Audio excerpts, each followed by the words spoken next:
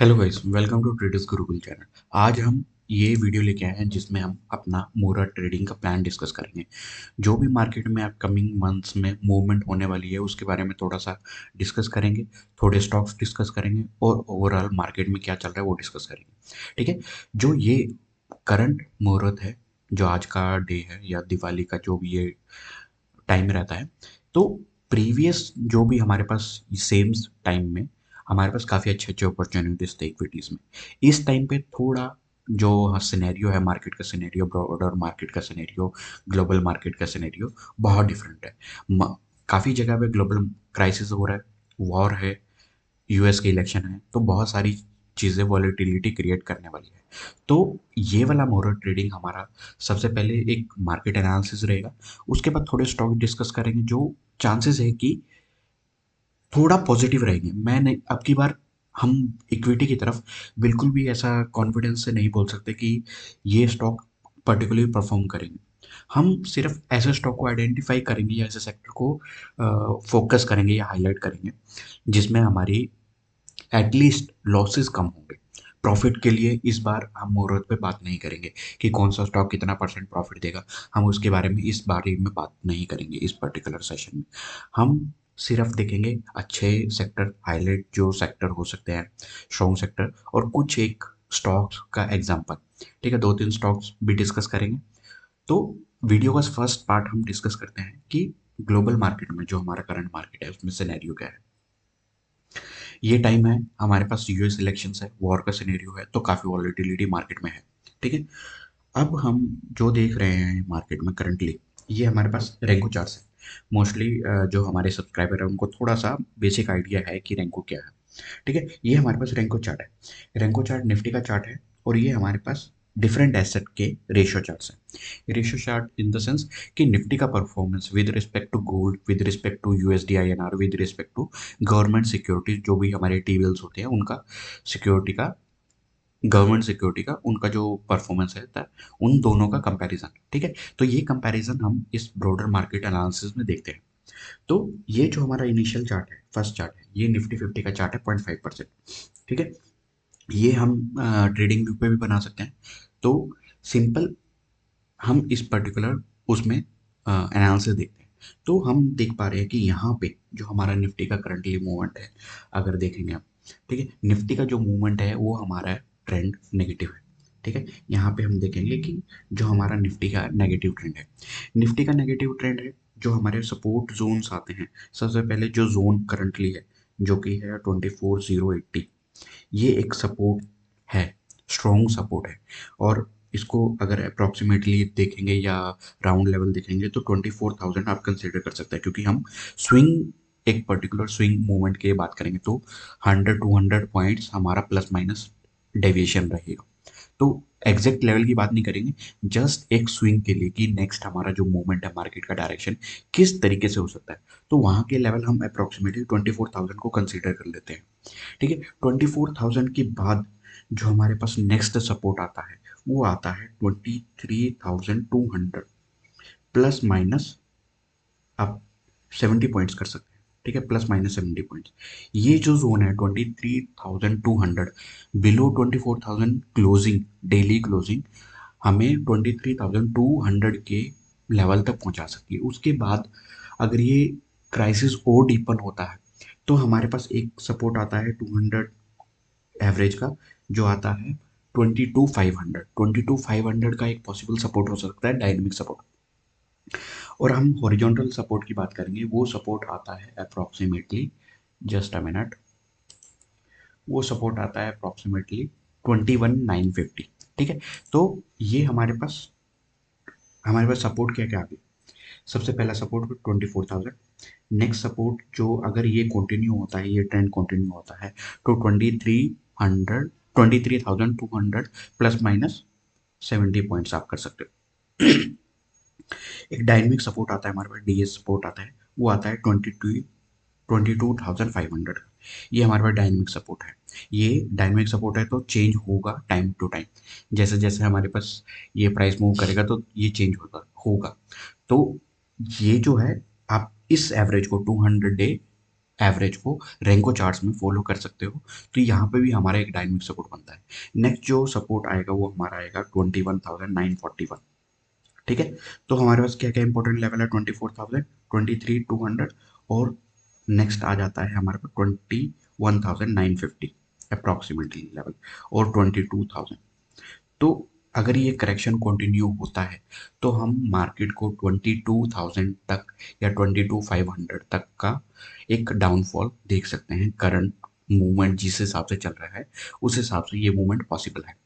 अब मैं ऐसा क्यों कह रहा हूँ कि ये मूवमेंट पॉसिबल है, अब देखते हैं नेक्स्ट पोर्शन में हम एनालाइज करते हैं कि relative performance of Nifty, relative performance with respect to gold, with respect to GS government securities, और with respect to USD INR. अगर हम इनका रिलेटिव परफॉर्मेंस देखेंगे तो हमारे पास गोल्ड भी निफ्टी को आउट परफॉर्म कर रहा है, गवर्नमेंट सिक्योरिटीज भी आउट परफॉर्म करने लगे हैं, और यूएसडी आईएनआर भी आउट परफॉर्म करने लगे हैं। ठीक है, तो जब तक ये तीनों आउट परफॉर्म करेंगे तब तक हमारे पास इक्विटीज में, equities in the sense everything, Nifty, कोई भी सेक्टर होगा या म्यूचुअल फंड होंगे, जो भी इक्विटी से रिलेटेड होगा, वो परफॉर्मेंस उनका इतना नहीं रहेगा, बहुत वीक परफॉर्मेंस रहेगा। क्योंकि जब ये तीनों एसेट्स परफॉर्म करने लग जाते हैं तब हमारे पास निफ्टी में एक करेक्शन मोड आ जाता है। Whether it is price correction और टाइम करेक्शन, ये हमें टाइम बताएगा, लेकिन करेक्शन मोड आ सकता है। तो ये इस बार का जो सिनेरियो है वो हमें या तो कंसोलिडेशन या करेक्शन, करेक्शन कहाँ तक आ सकता है वो हमने डिस्कस कर लिया। क्यों करेक्शन आ सकता है, क्योंकि हमारे पास जो अगेंस्ट एसेट्स हैं, जो इक्विटी के अगेंस्ट एसेट्स रहते हैं, उसमें हमें आउट परफॉर्मेंस ज़्यादा दिखेगी। तो जब तक ये तीनों आउट परफॉर्म करते रहेंगे हमारा इक्विटी में पैसा बनना मुश्किल होगा। इक्विटी में पैसा बनेगा, बहुत स्लो बनेगा। हमारी जो भी सेटअप होंगे, स्विंग ट्रेड करते हो, इन्वेस्टमेंट करते हो, जो भी सेटअप आप टेक्निकली फॉलो करते हो, वो सारे सेटअप आपकी एक्यूरेसी हाफ हो जाएगी सीधी। अगर आपकी एक्यूरेसी 70% है तो आप कोई भी सेटअप फॉलो करोगे उसकी एक्यूरेसी 30 to 40% ही रह जाएगी बस।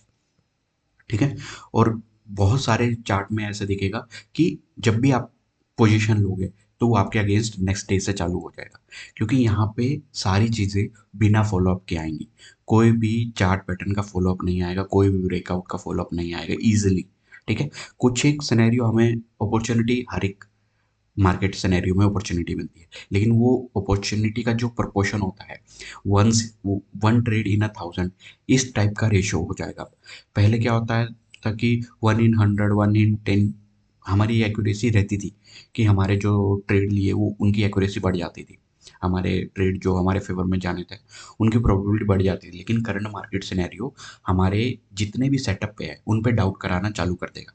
ठीक है, लेकिन आपको जंप नहीं करना है अपने सेटअप से, सेटअप पे कॉन्फिडेंस रखना है। लेकिन ये मार्केट सिनेरियो हमें काफ़ी चैलेंजिंग करने वाला है।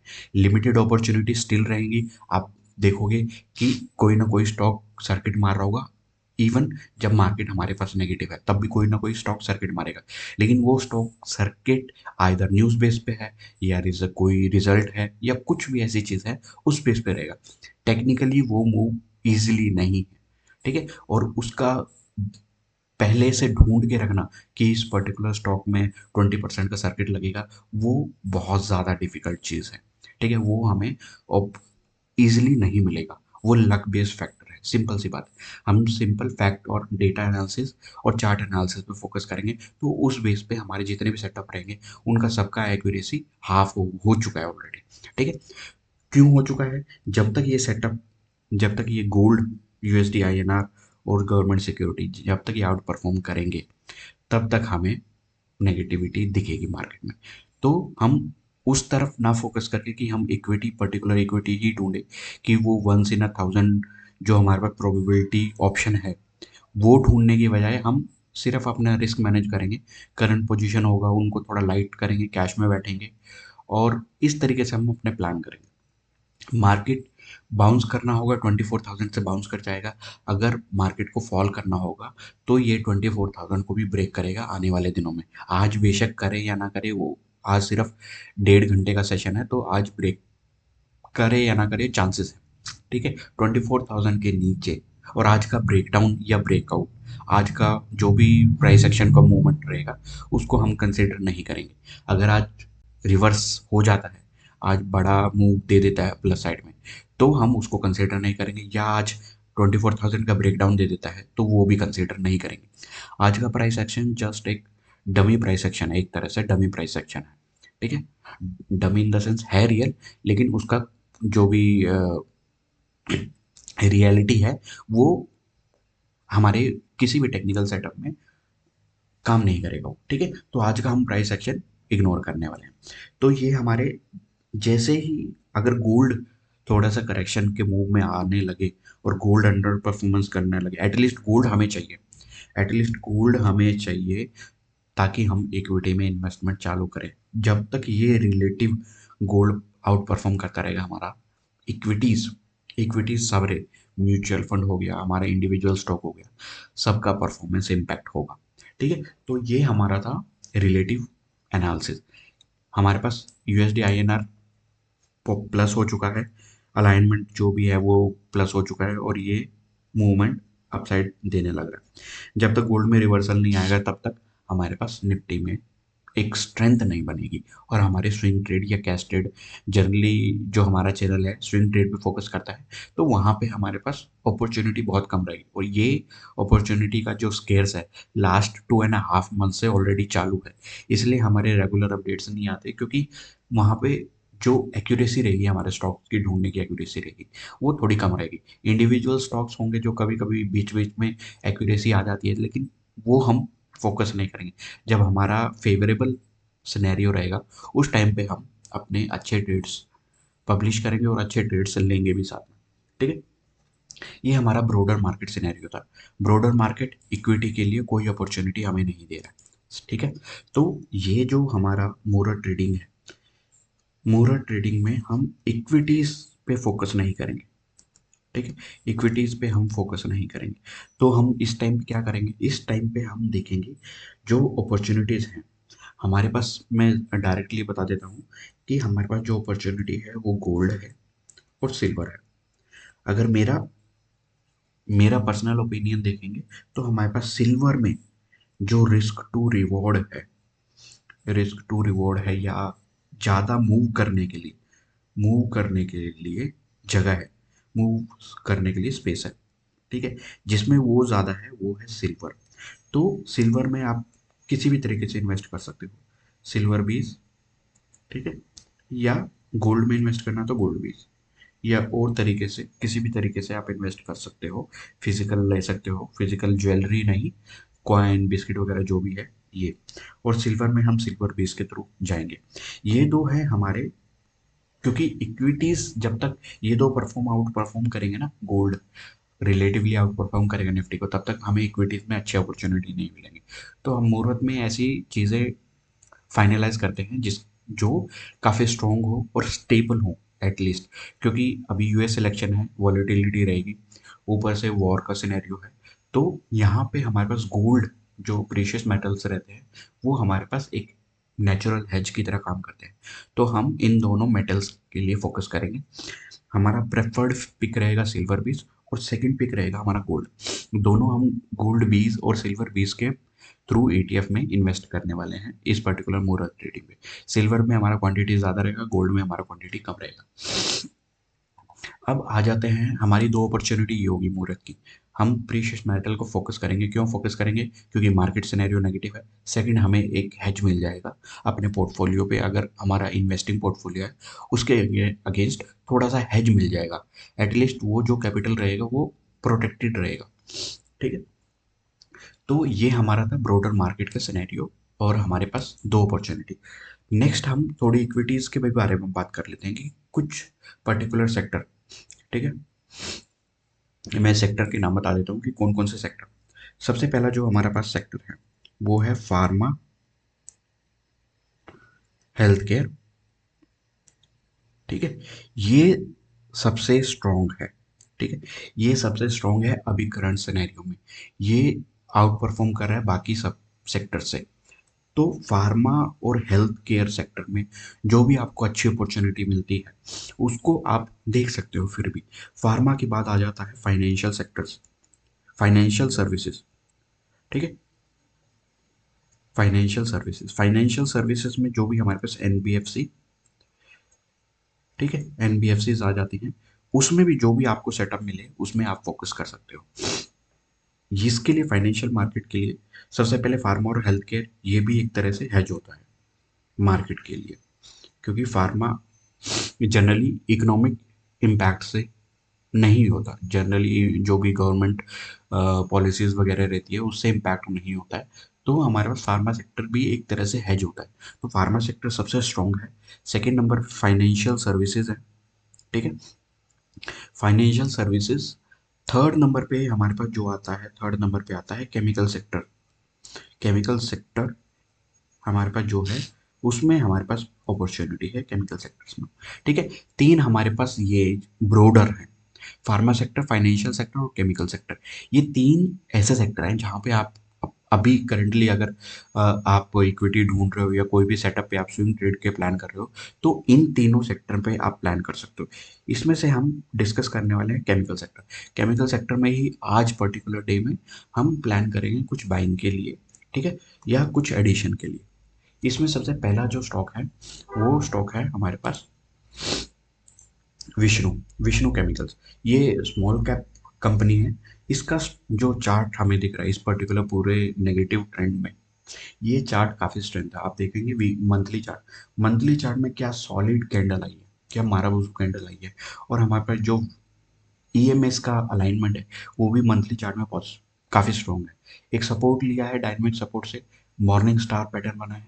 तो चांसेस है एक या दो मंथ का पॉज करके ये अगले 3-4 मंथ में एक पॉजिटिव कैंडल बना दे। अगर मार्केट स्टेबल, एटलीस्ट स्टेबल रह जाए, बस स्टेबल भी रह जाए तो भी, इवन आउट परफॉर्मेंस भी ना आए, निफ्टी टर्न अराउंड भी ना करे, तो भी ये हमें स्टॉक सबसे स्टेबल रिटर्न दे सकते हैं, चांसेस हैं, ठीक है। और इसका जो वीकली चार्ट है, वीकली चार्ट में ये देखेंगे आप यहाँ पे,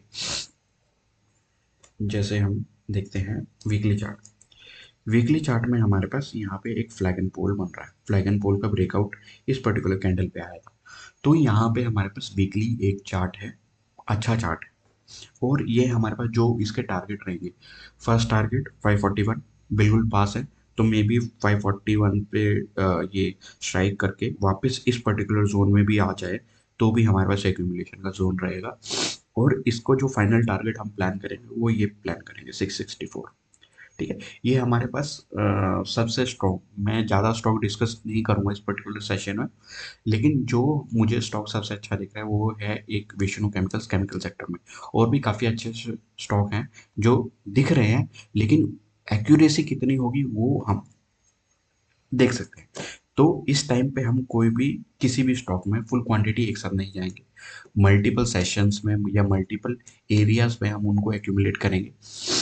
तो ये पर्टिकुलर स्टॉक में हमारे पास पहले सीएमपी पे हो सकती है एंट्री, सेकंड ये वाले जोन पे हो सकती है एंट्री, और उसके बाद ब्रेकआउट जब 541 का ब्रेकआउट या 550 अप्रॉक्सीमेट लगा लो, 550 का ब्रेकआउट होता है तो थर्ड हमारी एंट्री यहाँ पे बन जाएगी 664 के लिए, ठीक है। ये हमारे पास इस पर्टिकुलर स्टॉक का प्लान था। वीकली ही प्लान, वीकली चार्ट ही देखेंगे, बाकी सारे चार्ट इस पर्टिकुलर स्टॉक के अच्छे हैं, ठीक है। नेक्स्ट स्टॉक जो हम हैं देख सकते हैं, नेक्स्ट स्टॉक हम देख लेते हैं। नेक्स्ट स्टॉक जो मुझे अच्छा लग रहा है केमिकल सेक्टर से, वो अच्छा लग रहा है हमारे पास,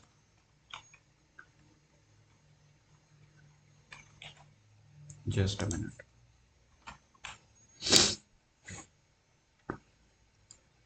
नेक्स्ट स्टॉक जो मुझे ठीक लग रहा है वो ठीक लग रहा है, ये मेक मनी ऑर्गेनिक्स। ये काफ़ी वॉलेटाइल स्टॉक है, इसको इग्नोर भी कर सकते हैं।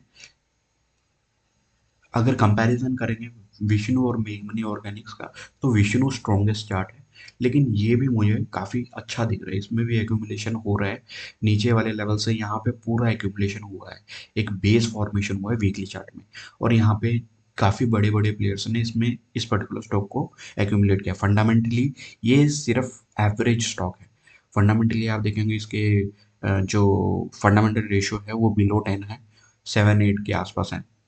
तो फंडामेंटली थोड़ा वीक है, लेकिन टेक्निकली, टेक्निकली चार्ट हम देखेंगे तो टेक्निकली मुझे ये चार्ट काफ़ी अच्छा लग रहा है। तो सेकंड स्टॉक हमारे पास मोल है, जिसमें हमारे पास ये वीकली बेस फॉर्मेशन है, बेस फॉर्मेशन का ब्रेकआउट आया है और ये फर्स्ट टारगेट हमने ये पहले प्ले किया हुआ है। हमने ये स्विंग ट्रेड पहले प्ले किया हुआ है यहाँ से 93 से 113 तक ये प्ले किया हुआ है। अभी इसने रिटेस्ट पे दोबारा एंट्री का मौका दिया है। जब भी 113 को ये ब्रेक करेगा तब हमारे पास नेक्स्ट अपॉर्चुनिटी मिल जाएगी 150 के टारगेट के लिए। 150 तक ये स्टॉक जा सकता है आने वाले 6-7 महीनों में। ठीक है, नेक्स्ट स्टॉक है, नेक्स्ट स्टॉक हम देख लेते हैं। नेक्स्ट स्टॉक हमारे पास है बोरोसिल लिमिटेड। ठीक है, बोरोसिल रिन्यूएबल नहीं, बोरोसिल लिमिटेड। इसका मंथली चार्ट अगर देखेंगे, मंथली चार्ट इसमें एक काफ़ी टाइम से आप देखोगे 2021 से इसमें काफ़ी कंसोलिडेशन है। इसके फंडामेंटल एवरेज है, ठीक है, फंडामेंटल ज़्यादा बुरे नहीं है, लेकिन इस पर्टिकुलर चार्ट में कंडीशनल चार्ट है, क्योंकि ये चार्ट अभी ब्रेकआउट नहीं दिया, ये चार्ट अभी मेच्योर नहीं हुआ है। अर्लियर जो फर्स्ट हमारा पास चार्ट था विष्णु, वो ब्रेकआउट दे रखा है, ऑल टाइम हाई पे है, उसमें स्ट्रेंथ है। सेकंड चार्ट हमने मोल देखा था, वो एक रिट्रेसमेंट ले रहा है और कंसोलिडेशन कर रहा है। ये थर्ड चार्ट है, यहाँ पे बहुत बड़ा मेजर रेजिस्टेंस है। यहाँ पे आप देखोगे 473 से लेके 500 तक। तो ये जब तक इसका ब्रेकआउट नहीं आता तब तक इस स्टॉक में एंट्री नहीं लेंगे। जैसे ही ये 500 के ऊपर क्लोज करेगा जब भी, तब हम एंट्री प्लान करेंगे। मुहूर्त के लिए ये ट्रेड नहीं है, लेकिन ये ट्रेड को वॉच लिस्ट जरूर करना है। मुहूर्त के लिए हम सिल्वर बीज बाय करने वाले हैं और विष्णु केमिकल्स बाय करने वाले हैं। ये दो चीज़ें हम बाय करने वाले हैं। बाकी मोल के लिए हम थोड़ा करेक्शन का वेट करेंगे या छोटा क्वांटिटी डिप्लॉय करेंगे। सेकंड जो मेन क्वांटिटी रहेगा वो 113 के ऊपर रहेगा। नेक्स्ट जो बोरोसिल में रहेगा वो 500 के ब्रेकआउट पे हम इसमें अपनी पोजीशन को बिल्ड करेंगे नेक्स्ट 4 to 5 मंथ्स के लिए। ठीक है, क्योंकि इतना बड़ा कंसोलिडेशन आया है तो जब भी ब्रेकआउट आएगा तो 4-5 महीने लगातार हमारे पास इसमें मोमेंटम मिल सकता है। ठीक है, तो ये 3 स्टॉक्स थे, ब्रॉडर मार्केट का एनालिसिस था।